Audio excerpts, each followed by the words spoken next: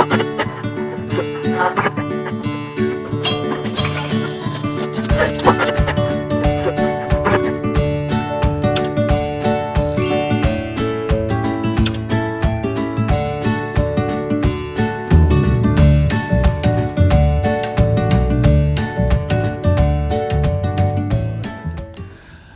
2013 ആദ്യത്തെ സിനിമ എൻ്റെ KQ എന്ന് പറഞ്ഞിട്ടൊരു സിനിമയായിരുന്നു. അപ്പോൾ അതിനകത്ത് ഞാൻ ജോയിൻ ചെയ്ത അസിസ്റ്റൻറ്റ് ഡയറക്ടറായിട്ടാണ്. പാർവതി ഓമനക്കുട്ടൻ, ബൈജു എഴുപുന്ന, പുള്ളിക്കാരനായിരുന്നു ഡയറക്ടർ ചെയ്തത്. ബൈജു ജോൺസൺ പുള്ളിക്കാരനാണ് ഡയറക്ടർ ചെയ്തത്.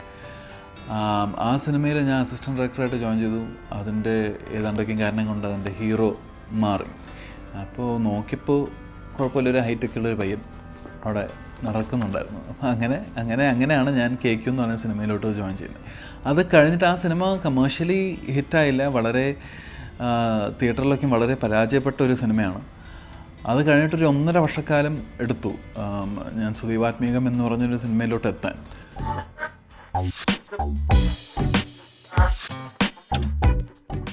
അപ്പോൾ ഈ 1.5 വർഷക്കാലം ഒരുപാട് സിനിമ അവസരങ്ങൾക്ക് വേണ്ടി ഞാൻ അങ്ങോട്ടും ഇങ്ങോട്ടേക്കും പോയി. തമിഴിലോട്ട് പോയി. എന്നുവെച്ചാൽ ഞാൻ ചെന്നൈയിലാണ് ബേസ്, ഞാൻ താമസം ചെന്നൈയിലാണ്. അപ്പോൾ ബേസിക്കലി ഞാൻ പഠിച്ച് ചെന്നൈയിലാണ്. അപ്പോൾ തമിഴ്നാട്ടിൽ പോയി, പിന്നെ അവിടെ വീട്ടുകാരെ കൂടെ നിൽക്കുന്നു. അവിടെ നിന്ന് ചാൻസ് അലഞ്ഞ് നടക്കുന്നു. നമ്മുടെ പണ്ടത്തെ ആൾക്കാരേക്കും പറഞ്ഞ പോലെ ചെന്നൈയിലും കാര്യങ്ങളിലൊക്കെ ആയിരുന്നു. നടുക്കിൽ കൊച്ചി വരും. കൊച്ചി വന്നിട്ട് കൊച്ചിയിൽ കുറേ കാര്യങ്ങളൊക്കെയും സംസാരിക്കാറൊക്കെ ഉണ്ട്. അപ്പോൾ അങ്ങനെ ഫിലിം ഫെയറിൽ ഞാനൊരു ആർട്ടിക്കിൾ വന്നിട്ടുണ്ടായിരുന്നു. അപ്പോൾ ആ മാസം എൻ്റെ ഓർമ്മ ശരിയാണെങ്കിൽ 2015 ജൂണിലാണ്. ആ സമയത്താണ് ഫിലിം ഫെയറിൻ്റെ ആർട്ടിക്കിൾ വന്നത്. അപ്പോൾ അതിനകത്ത് യൂബിൻ്റെ പുസ്തകത്തിന് വേണ്ടിയിട്ട് ജയേട്ടന് ബെസ്റ്റ് വില്ലൻ അവാർഡ് കിട്ടിയിട്ടുണ്ടായിരുന്നു. അപ്പോൾ ഞാനിരുന്നത് തൊട്ടടുത്ത ഫിലിം ഫെയർ അവാർഡ് ഫംഗ്ഷന് ഞാൻ ഇരുന്നത് തൊട്ടടുത്താണ്. അപ്പം അങ്ങനെ ഞാൻ ജയേട്ടനായിട്ടൊന്ന് സംസാരിച്ചു. അത് കഴിഞ്ഞിട്ട് പിന്നീട് ഞങ്ങളിവിടെ കൊച്ചിയിൽ ഗോൾസ് ജിമ്മി വെച്ചിട്ട് ഒരു പ്രാവശ്യം കണ്ടപ്പോഴാണ് ചേട്ടൻ പറഞ്ഞാൽ കൊള്ളാലോ, നിൻ്റെ മസിലേക്കും കൊള്ളാലോ, അടിപൊളി, ഇപ്പം എന്താ ചെയ്യുന്നതെന്നൊക്കെ ചോദിച്ചു.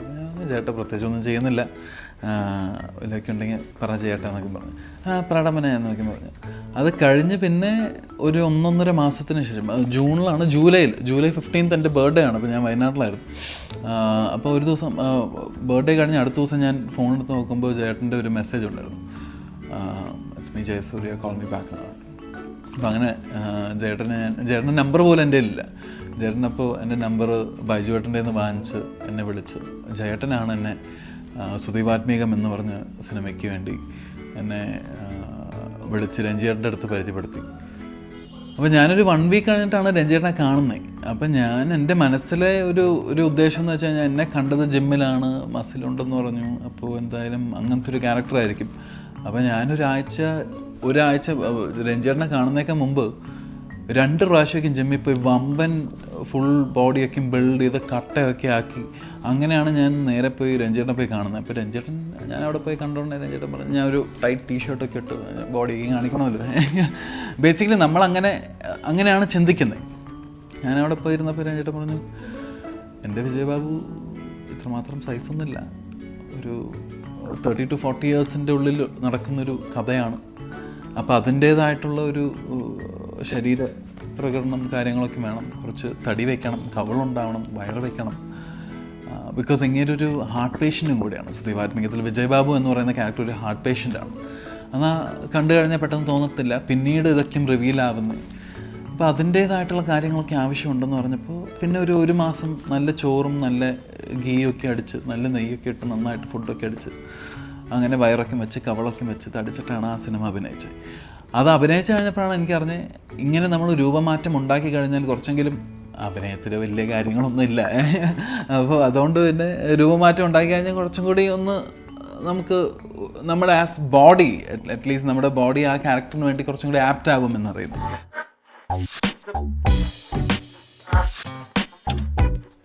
ഞാൻ ഊഴം ചെയ്തു, റെമോ എന്ന് പറഞ്ഞിട്ടൊരു തമിഴ് സിനിമ ചെയ്തു.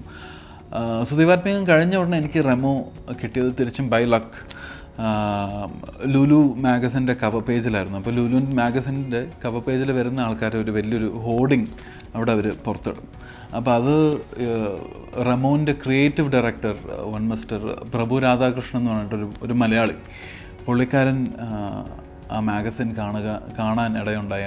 അതിനോടൊപ്പം തന്നെ സുദീപാത്മികം സിനിമയും കണ്ടു. അപ്പോൾ ഇത് രണ്ടും കണ്ടു കഴിഞ്ഞപ്പോൾ പുള്ളിക്കാരൻ എൻ്റെ ഏതാണ്ട് ഇൻ്റർവ്യൂക്ക് അത് ഞാൻ ചെന്നൈയിലാണ് ബേസ്ഡ് എന്നൊക്കെ അറിഞ്ഞു. അപ്പോൾ തമിഴ് അറിയുമോ എന്നൊക്കെ ചോദിച്ചാൽ പുള്ളിക്കാരൻ എൻ്റെ കോൺടാക്ട്സ് ഒക്കെ എടുത്ത് പുള്ളിക്കാരൻ എന്നെ വിളിച്ച് അങ്ങനെയാണ് ഞാൻ റമോ എന്ന് പറഞ്ഞ സിനിമയിലോട്ട് എത്തുന്നത്. അത് കഴിഞ്ഞിട്ട് ജിത്തുവേട്ടൻ്റെ സിനിമയിൽ ഊഴം അഗെയിൻ ജിത്തുവേട്ടൻ നേരെ രഞ്ജേട്ടനെ വിളിച്ച് ചോദിച്ചിട്ടാണ് എന്നെ പറ്റി ചോദിച്ചിട്ടാണ് എന്നെ ഊഴത്തിലോട്ട് കാസ്റ്റ് ചെയ്യുന്നത്. അപ്പോൾ റമോയും ഊഴത്തിന് വേണ്ടി ഞാൻ തിരിച്ചൊന്ന് വണ്ണമൊക്കെ കുറഞ്ഞ് ബാക്ക് ടു വേറൊരു ഷേപ്പിലോട്ട് വന്നു. ഈ റമോയും മലയാളം ചെയ്യുന്ന കാരണമാണ് എനിക്ക് ബിജോയ് നമ്പ്യാറിൻ്റെ സോളോ എന്ന് പറഞ്ഞ സിനിമയ്ക്ക് അത് ബൈലിംഗ്വൽ മൂവിക്കകത്ത് എന്നെ കാസ്റ്റ് ചെയ്യുന്നത്. അത് വേറൊരു ആക്ടറായിരുന്നു കാസ്റ്റ് ചെയ്തിരുന്നത്. ഫോർ സം റീസൺസ് ആ ആക്ടറിന് ഈ ലാംഗ്വേജ് അധികം ഫെമിലിയർ അല്ലാത്ത കാരണം ഒരു 3 days ബിഫോറാണ് ഞാൻ സോളോ എന്ന് പറഞ്ഞ സിനിമയ്ക്ക് മുമ്പ് എന്നെ കാസ്റ്റ് ചെയ്യുന്നത്. അപ്പോൾ I think it's all A chain of opportunities. അങ്ങനെ ഒരു ആദ്യ സിനിമ മുതൽ അസിസ്റ്റൻറ്റ് ഡയറക്ടറായിട്ട് ജോയിൻ ചെയ്തിട്ട് അവിടുന്ന് ഒരു മെയിൻ ലീഡായിട്ടാണ് ഞാൻ അഭിനയിക്കാൻ തുടങ്ങി. I think so it's again A chain of opportunities. ഇന്ന് എബ്രഹാമിൻ്റെ സന്തതികൾ തീർച്ചയായിട്ടും സോളോ എന്ന് പറഞ്ഞ സിനിമ മമ്മൂക്ക കാണാൻ ഇടയുണ്ടായി. അപ്പോൾ അങ്ങനെയാണ് എന്നെ എബ്രഹാമിൻ്റെ സന്തതികളിലോട്ട് മമ്മൂക്ക വിളിക്കുന്നതും. ഞാൻ ആടെന്ന് പറഞ്ഞ സിനിമ ചെയ്തുകൊണ്ടിരിക്കുകയാണ്. അപ്പോഴാണ് വിജയേട്ടൻ്റെ അടുത്ത് വിളിച്ച് എൻ്റെ അടുത്ത് സംസാരിക്കുന്നത്. ആൻഡ്രോ ചേട്ടൻ വിളിച്ച് സംസാരിച്ചു. അപ്പോൾ ഞാൻ ആൻഡ്രോ ചേട്ടനെ ഹനീഫയ്ക്കും ആൻഡ്രോ ചേട്ടനേക്കും പോയി കണ്ട് അങ്ങനെയാണ് ഞാൻ എബ്രഹാമിൻ്റെ സന്തതികൾ ഫിലിപ്പ് എബ്രഹാമായിട്ട് ഇരിക്കുന്നത്. ഇപ്പോൾ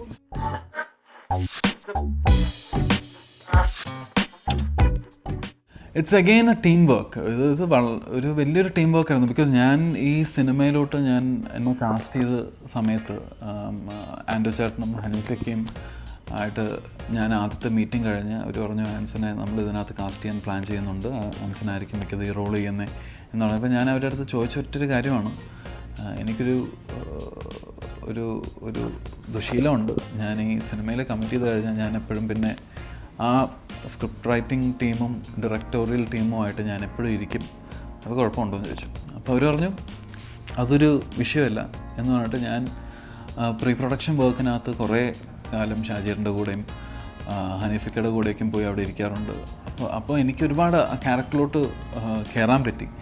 നമ്മൾ ഓരോരോ കാര്യങ്ങളും ബിക്കോസ് നമുക്ക് കുറച്ചും കൂടി പറഞ്ഞു തരുന്നത് ഇപ്പോൾ നാളെ എന്താ ചെയ്യാൻ പോകുന്നത് എന്നുള്ള കാര്യങ്ങൾ പറഞ്ഞു തരുന്നേക്കാൾ മുമ്പ് നമുക്ക് എന്താണ് അറ്റ്ലീസ്റ്റ് എന്താണ് പ്ലാൻ എന്നെങ്കിലും അറിയാം. സോ ഞാനൊരു അവിടെ അവരങ്ങനെ എനിക്ക് തരാനുള്ളൊരു സ്പേസ് തന്നത് വളരെ വളരെ ഒരു വലിയൊരു കാര്യമാണ്. ബേസിക്കലി അങ്ങനെ ആരും അധികം പേരൊന്നും തരാറില്ല, പക്ഷേ അവരങ്ങനെ തന്നു. സോ ഐ തിങ്ക് ഇത് എല്ലാവരുടെ ഒരു ടീം വർക്കാണ്. അവരുടെ എല്ലാവരുടെയും ഇൻപുട്സ് എനിക്ക് മുമ്പേ കിട്ടിയിരുന്നു. സോ അവരുടെ തോട്ട്സും അവരുടെ ആവശ്യങ്ങളും എല്ലാം നമുക്ക് മുമ്പേ കിട്ടിയ കാരണം അത് കുറച്ചും കൂടി എനിക്ക് ഫിലിപ്പ് എബ്രഹാമിലോട്ട് ആ ജേർണിയിലോട്ട് പോകാനുള്ളൊരു സാഹചര്യം കുറച്ചും കൂടി ഈസി ആയിരുന്നു, എളുപ്പമായിരുന്നു. So I think it's again a very big team work right from everyone. എല്ലാവരും വളരെ സഹകരിച്ച ഒരു സിനിമയാണ്. സിനിമ ഷൂട്ടിംഗ് ഓൾമോസ്റ്റ് ഓൺ 74 days നമ്മൾ ചെയ്തിട്ടുണ്ടായിരുന്നു. ആസ് എ വൺ യൂണിറ്റ് നമ്മൾ എപ്പോഴും വളരെ എക്സൈറ്റഡ് ആയിരുന്നു എല്ലാ ദിവസങ്ങളും അവിടെ പോയി വർക്ക് ചെയ്യാനും. പിന്നെ ഒരുപാട് ദിവസങ്ങൾ മമ്മൂക്കയുടെ കൂടെ എനിക്ക് ഏറ്റവും കൂടുതൽ മമ്മൂക്കയും ഞാനാണ് ഈ സിനിമയ്ക്കകത്ത് നമ്പർ ഓഫ് ഡേയ്സ് നമ്മൾ വർക്ക് ചെയ്തേക്കുന്നത്. So it was a very big experience for me. പിന്നെ ദിവസം കാലത്ത് എനിക്ക് മമ്മൂക്കി കാണാമെന്ന് പറയുന്ന ഒരു ഭാഗ്യമാണ്. So it was happy. So അങ്ങനെ സന്തോഷമായിട്ടുള്ളൊരു it was a very happy moments. Right from Jan 1 ഈ സിനിമ നമ്മൾ പൂജ ഉണ്ടായിരുന്നത്. അന്ന് തുടങ്ങിയിട്ട് എനിക്ക് തോന്നുന്നത് ഒരു 5-6 മാസം എടുത്തിട്ടാണ് നമ്മൾ സിനിമ എടുത്തത്. അത് കഴിഞ്ഞിട്ട് ഇപ്പോൾ റിലീസായി. സോ വൈദൻ ഇറ്റ് വാസ് ഞാനുണ്ടായിരുന്നു എല്ലാ സമയത്തും ലൊക്കേഷനിലും അതിൻ്റെ പ്രീ പ്രൊഡക്ഷൻ വർക്കിലും എല്ലാ കാര്യങ്ങൾക്കൊക്കെ ആയിട്ട് ഇവിടെ തന്നെ ഉണ്ടായിരുന്നു.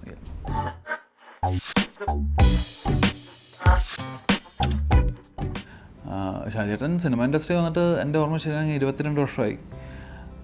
പക്ഷേ പുള്ളിക്കാരൻ ഒരുപാട് ഹിറ്റ് സിനിമകളുടെ അല്ലെങ്കിൽ ഒരുപാട് പുതിയ സംവിധായകരുടെ സിനിമകളിലൊക്കെയും അസോസിയേറ്റ് ഡയറക്ടറായിട്ട് വർക്ക് ചെയ്തൊരു പുള്ളിയാണ്. ആ പുള്ളിക്കാരൻ ഇത്രമാത്രം എക്സ്പീരിയൻസ് ഉള്ള ഒരു ഡയറക്ടറാണ്. Basically he is a captain of the ship on most of all the movies. എല്ലാ സിനിമകളും ആദ്യത്തെ സിനിമകളുടെ ആദ്യത്തെ ഡെബ്യൂ ഡയറക്ടേഴ്സിൻ്റെയൊക്കെയും ക്യാപ്റ്റൻ ഓഫ് ദ ഷിപ്പ് പുള്ളി തന്നെയായിരുന്നു. അപ്പോൾ എനിക്ക് തോന്നുന്നത് ഈ സിനിമയിൽ പുള്ളിക്കാരൻ ഒരുപാട് എക്സ്പീരിയൻസ് നമുക്ക് എല്ലാവർക്കും ഷെയർ ചെയ്ത് തരാനും അതിൻ്റെ ഒരു വലിയൊരു സംഭവം ഉണ്ടായിരുന്നു.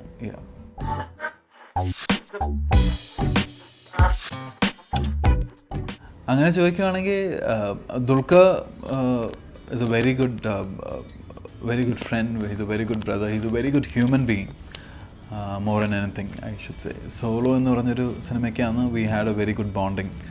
Bijoy Nambiar is one of the reason. Bejoy നമ്പ്യാറിനെ ഒരുപാട് മലയാളികൾക്ക് അറിയത്തില്ലായിരിക്കാം, പക്ഷേ Bejoy Nambiar is an amazing director, is a amazing human being. എനിക്ക് സോളോ എന്ന് പറഞ്ഞൊരു സിനിമ എനിക്ക് തന്നതാണ്. സോളോ എനിക്ക് ഭയങ്കര ഇഷ്ടമുള്ളൊരു സിനിമയാണ്. സോളോയിൽ ജസ്റ്റിൻ എനിക്ക് വളരെ ഇഷ്ടമുള്ളൊരു ക്യാരക്ടറാണ്. സോളോയിലെ ത്രിലോക് എന്ന് പറഞ്ഞ ക്യാരക്ടറാണ് ദുൽഖർ ചെയ്തത്. So Dulquer and me we both had a very good rapport. ഞങ്ങൾ രണ്ട് ഭാഷയും മലയാളവും തമിഴും ഒരുമിച്ച് അഭിനയിച്ചൊരു സമയമായിരുന്നു. അപ്പോൾ സൈമൾട്ടേനിയസ്ലിയാണ് നമ്മൾ മലയാളവും തമിഴും ഒരേ സമയത്താണ് നമ്മൾ ഷൂട്ട് ചെയ്യുന്നത്. ദുൽഖറും ചെന്നൈയിലാണ് പഠിച്ചു വളർന്നത്, ഞാനും ചെന്നൈയിലാണ് പഠിച്ചു വളർന്നത്. അപ്പോൾ നമ്മൾ ഈ തമിഴ് കോൺവെർസേഷൻസൊക്കെ വരുമ്പോൾ നമ്മുടെ ടോട്ടൽ കോൺവെർസേഷൻ തന്നെ തമിഴിലായിരിക്കും. കുറച്ച് നേരത്തേക്ക് നമ്മൾ തമിഴിലാണ് സംസാരിക്കുന്നത്. റിഹേഴ്സ് ചെയ്യുന്ന എല്ലാം തമിഴ് ലൈൻസും സെയിം സീനായിരിക്കും ചെയ്യുന്നത്. ബട്ട് ഇതിനകത്ത് കുറച്ചും കൂടി വേറെ ആയിരിക്കും, അതിനകത്ത് വേറെ ആയിരിക്കും. Depends on the audience. ഒരു ചെറിയ മീറ്ററൊക്കെ കൂടുതലൊക്കെ ഇടും. അപ്പോൾ അങ്ങനെ ഒരു നല്ലൊരു റിലേഷൻ ഉണ്ടായി എനിക്കും ദുൽഖറിനുമായിട്ട്. അത് കഴിഞ്ഞ് പിന്നെ കലാവിപ്ലവം പ്രണയം എന്ന് പറഞ്ഞൊരു സിനിമ, അതിൻ്റെ ടീസർ ലോഞ്ച് ചെയ്തത് ദുൽഖറാണ്. അതിൻ്റെ റിലീസ് ഡേറ്റ് മാറ്റി വെച്ചു. അപ്പോൾ അത് ദുൽഖറാണ് അനൗൺസ് ചെയ്തത്. സോ വിച്ച് ഇസ് ഓൾ ഞാൻ ചോദിച്ചിട്ടല്ലെങ്കിലും ടീസർ ലോഞ്ച് ചെയ്യാൻ ഞാൻ ചോദിച്ചിട്ടുണ്ടായിരുന്നു. അതല്ലാതെ പുള്ളിക്കാരൻ തന്നെയൊക്കെയാണ്. സോ അതൊന്നും ചെയ്യേണ്ട ആവശ്യമില്ല ശരിക്കും പറഞ്ഞാൽ. പിന്നെ ഏറ്റവും എന്നെ ആദ്യം വിളിച്ച് ഈ സിനിമാ ക്രൂവിലത്തെ അല്ലാത്തൊരു വ്യക്തി, ഞാൻ അബ്രാമിൻ്റെ സന്തതികൾ cinema first day first show കഴിഞ്ഞ ഉടനെ ഞാൻ മമ്മൂക്കനെ പോയി കണ്ടു. മമ്മൂക്കനെ പോയി കണ്ടിട്ട് മമ്മൂക്കയുടെ അടുത്ത് ഞാൻ പറഞ്ഞു താങ്ക് യു മമ്മൂക്ക. ബിക്കോസ് മമ്മൂക്കയായിട്ട് ഞാൻ അങ്ങനത്തെ ഒരു, ശരിക്കും പറഞ്ഞാൽ എൻ്റെ എച്ചായനാണ് മമ്മൂക്ക. സോ അങ്ങനത്തെ ഒരു റിലേഷനാണ്, അങ്ങനത്തെ ഒരു ബോണ്ടിങ് ആയി തുടങ്ങി എനിക്ക്. സോ മമ്മൂക്കയാണെങ്കിലും അപ്പോൾ ഞാൻ സിനിമ കണ്ടു കഴിഞ്ഞുടനെ മമ്മൂക്കയുടെ അടുത്ത് പോയി കണ്ട് സംസാരിച്ചു. മമ്മൂക്ക പറഞ്ഞു എങ്ങനെ ഹാപ്പിയാണോ എന്ന് ചോദിച്ചു. ഞാൻ കുഴപ്പമില്ല മമ്മൂക്ക, എല്ലാം നല്ല റിവ്യൂസാണ് വരുന്നത്. അപ്പോൾ ഓക്കേടാ ഞാൻ നോക്കി കണ്ട് ചെയ്യുന്നൊക്കെ പറഞ്ഞു.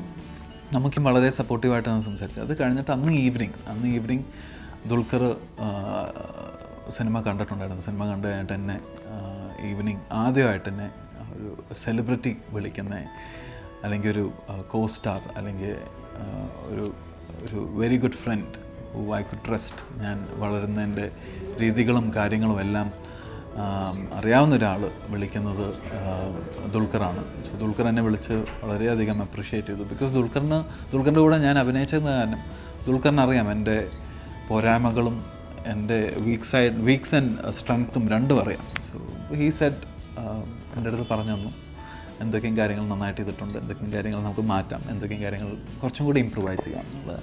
ഈ gave me a very good advice. അത് കഴിഞ്ഞിട്ട് അടുത്ത ദിവസം ഇന്നലെ കാലത്ത് രഞ്ജിയേട്ടനും രഞ്ജിത് ശങ്കർ ആൻഡ് ജയേട്ടൻ രണ്ടുപേരും വിളിച്ച് സംസാരിച്ചിട്ടുണ്ടായിരുന്നു.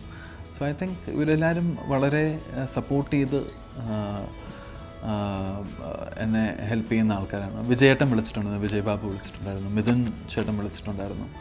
അങ്ങനെ ഒരുപാട് പേര് വിളിച്ചിട്ടുണ്ട്. So I think as co actors ദുൽഖറും ജയേട്ടനും ഒക്കെയാണ് എന്നെ ഹെൽപ്പ് ചെയ്യുന്നതും സപ്പോർട്ട് ചെയ്യുന്നതും. They are always there. യാ,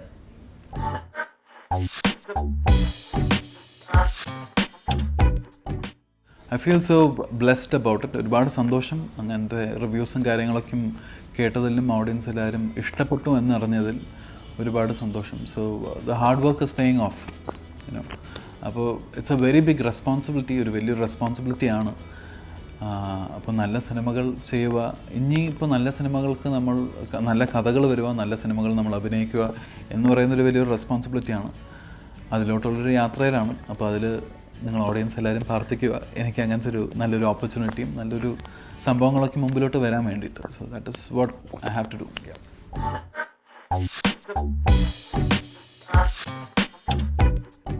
അല്ല, തിങ്സ് നമ്മൾ എക്സൈറ്റ് ചെയ്യുന്ന സിനിമ നമ്മൾ ചെയ്യാന്നുള്ളതാണ്. അല്ലെങ്കിൽ ഒരുപാട് സിനിമകൾ ചെയ്യാനുള്ള അവസരങ്ങളുണ്ടായിരുന്നു, പിന്നെ ഞാൻ അങ്ങനെ ചെയ്തില്ല.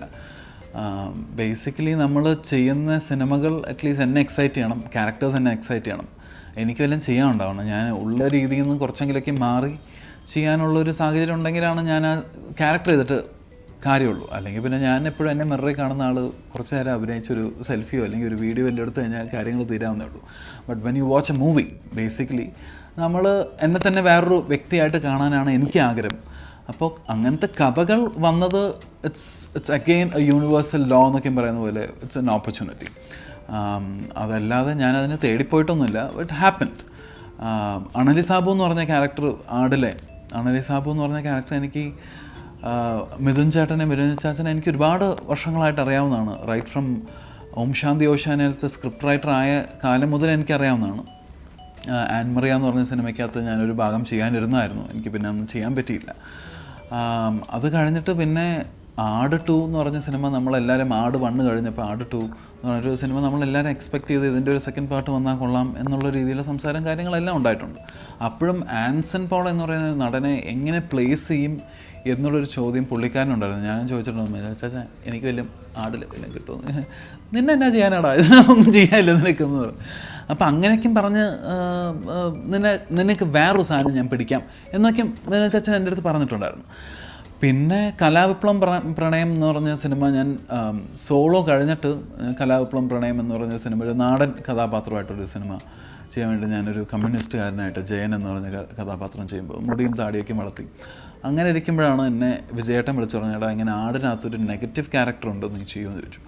അപ്പോൾ ഞാൻ പറഞ്ഞു തീർച്ചയായിട്ടും ഞാൻ ചെയ്യാം എന്ന് പറഞ്ഞ് ഞാൻ നേരെ ഒരു മുടിയൊക്കെ വേറെ പോലെ കെട്ടി താടിയൊക്കെ വേറെ പോലെ ആക്കി ഞാൻ ഒന്ന് ഫോട്ടോ ഒക്കെ അയച്ചു കൊടുത്തപ്പോൾ അവർക്ക് ഇഷ്ടപ്പെട്ടു. അപ്പോൾ അവർ പറഞ്ഞു ശരി നമുക്കിത് വേറൊരു രീതിയിൽ വേറൊരു ടോണിൽ പിടിക്കാം. അപ്പോൾ അങ്ങനെയാണ് നമ്മൾ ഫുൾ ഡീഗ്ലാംഡ് ആയിട്ട് ആ സിനിമയിൽ അങ്ങനെ വന്നത്. എനിക്ക് തോന്നുന്നു എനിക്ക് ഭയങ്കര ഇഷ്ടമായി. എന്നെ തന്നെ അങ്ങനെ ഞാൻ എൻ്റെ പേഴ്സണൽ ജീവിതത്തിൽ കണ്ടിട്ടില്ല, അല്ലെങ്കിൽ ഞാൻ സ്വപ്നത്തിൽ പോലും കണ്ടിട്ടില്ല. ബട്ട് എനിക്കിഷ്ടമായി. എനിക്ക് അങ്ങനത്തെ റോളുകൾ ചെയ്യാനും അങ്ങനത്തെ ഓരോരോ പുതിയ വേഷങ്ങളിലോട്ട് മാറാനും എനിക്ക് താല്പര്യമുള്ളൊരു വ്യക്തിയാണ്. യെസ്.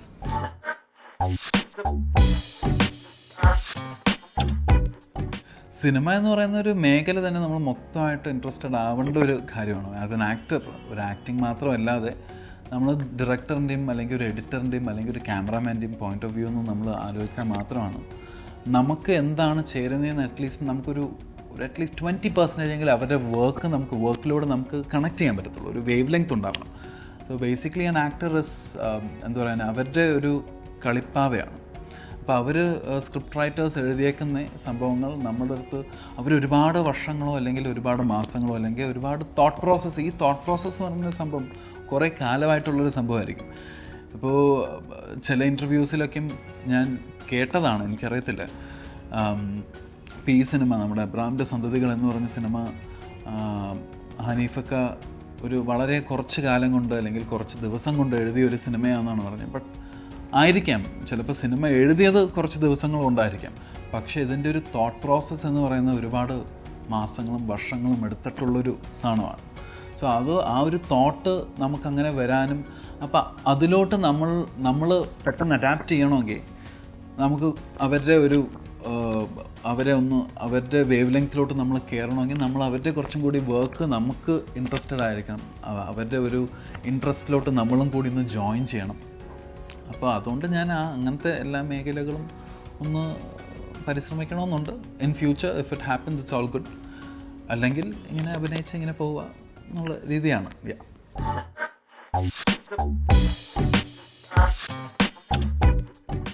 റിവ്യൂസ് ഞാൻ തമിഴിൽ ആകപ്പാട് ഇപ്പോൾ ചെയ്തിരിക്കുന്ന റെമോ എന്ന് പറഞ്ഞ സിനിമയും പിന്നെ സോളോ ബൈലിംഗ്വലായിരുന്നു. ഞാനിപ്പോൾ ഒരു സിനിമ ചെയ്തുകൊണ്ടിരിക്കുന്നുണ്ട് 90 ml എന്ന് പറഞ്ഞിട്ട്, ഞാൻ മൂവിയായിട്ട്.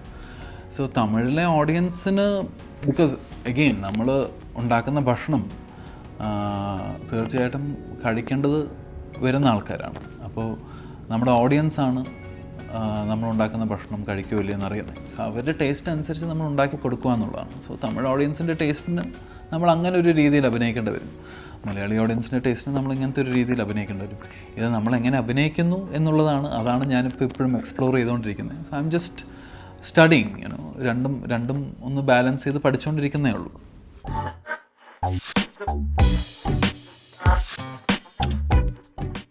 അങ്ങനെ ഡ്രീം റോൾസ് എന്ന് പറയാനുള്ള റോൾസ് ഒന്നുമില്ല, പക്ഷേ ഒരു സ്പെഷ്യലി ചാലഞ്ചഡ് ആയിട്ടുള്ള വല്ല ക്യാരക്ടേഴ്സ് വല്ലതും അല്ലെങ്കിൽ ഒരു ബിഹേവിയേഴ്സോ അങ്ങനെ വല്ലതൊക്കെ ചെയ്യണമെന്ന് ആഗ്രഹമുണ്ട്. If the role demands again, ഒരു ആ സിനിമയ്ക്ക് ആ കഥാപാത്രത്തിന് അതിനാവശ്യമാണെങ്കിൽ I'm ready to do it, I'm ready to train for myself. അങ്ങനെയൊക്കെ ആവാൻ ആഗ്രഹമുള്ളൊരു വ്യക്തിയാണ്. സോ ഡിപ്പെൻസ്, അങ്ങനത്തെ കഥകളൊക്കെ വരുവാണെങ്കിൽ if it's impresses me, if it's excites me, എന്നെ എക്സൈറ്റ് ചെയ്താലാണ് ഒബ്വിയസ്ലി നമുക്ക് ഓഡിയൻസിനെ എക്സൈറ്റ് ചെയ്യാൻ പറ്റത്തുള്ളൂ. സോ അങ്ങനത്തെ എക്സൈറ്റിംഗ് റോൾസ് വരുവാണെങ്കിൽ I'm ready to take the challenge. Yes.